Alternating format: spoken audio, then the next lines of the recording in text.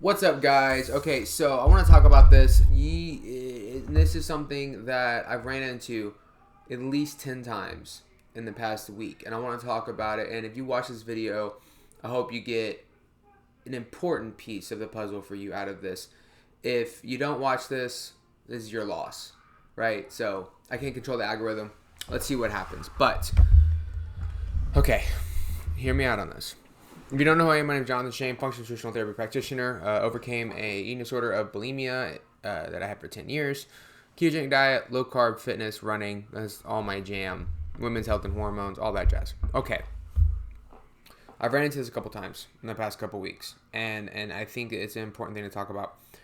I'm a father, been married for 10 years, right? So I have a spouse. I have somebody that I walk life with, and we talk about things and make decisions and all that. And I got kids, and I got to put them first and prioritize properly. So I understand I'm coming from that space. You have got to be an advocate for yourself, okay? And I mean this in the most, I don't know exactly what you're going through way. I'm not living your life. I'm not wearing your shoes. I understand that. You've got to be an advocate for yourself.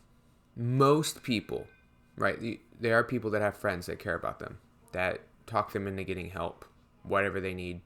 And that's great. And I love that for them. Truly. I'm not being facetious when I say that. Most people don't have that. And it's usually because the people that they walk life with see life through their own personal eyes and then project the way that they handle or do things onto that person. And some of the people that I've spoken with about this are probably going to watch this video, and that's fine. This isn't for one particular person. I've had this conversation multiple times, and it just made me really think about myself. You know, I think about when I was obese, when I was bullied, when I was unhealthy. And the reality was I was waiting for somebody else to give me the green light. A lot of the times. Whether it was like the green light to be accepted, the green light to do something different, to be someone different. I was always waiting for that. And the harsh reality was it never came. Because everybody that was around me, whether I thought they were a close friend or not, were in their own crap. They were dealing with their own things. And they were just projecting onto me themselves. It was not until I decided to make decisions for myself in some capacity that my life started to get better, right? Now, I'm not saying go against, again, that's all within the context of me having a wife, me having children.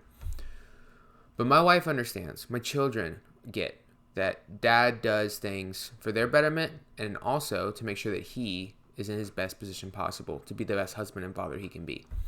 That requires me to eat well.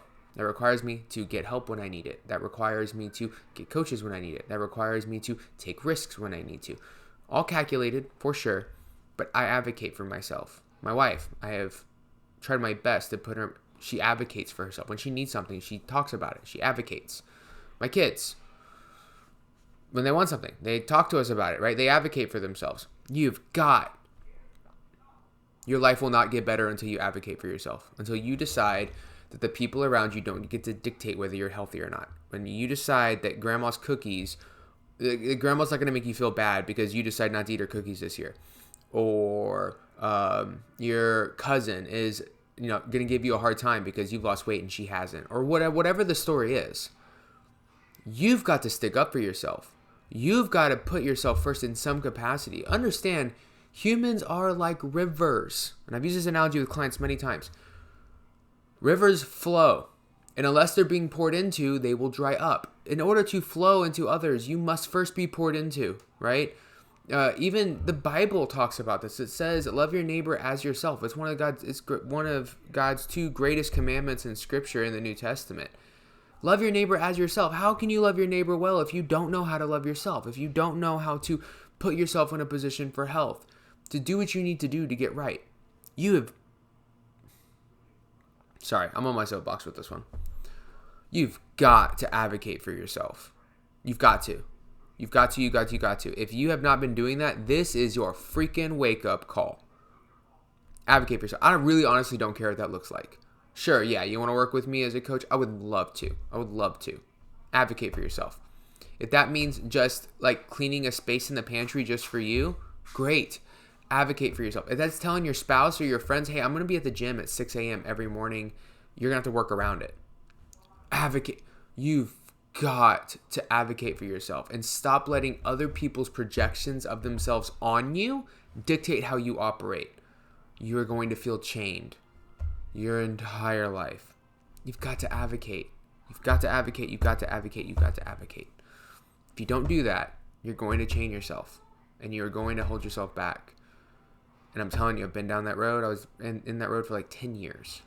It's not good. It's not good. You've got to believe in yourself. You've got to believe in the worth that God's given you. You've got to believe in the fact that you are made in his image and that you are fearfully and wonderfully made. And you've got to do something with that truth that pushes you in a better place. Advocate for yourselves. Okay? Cool.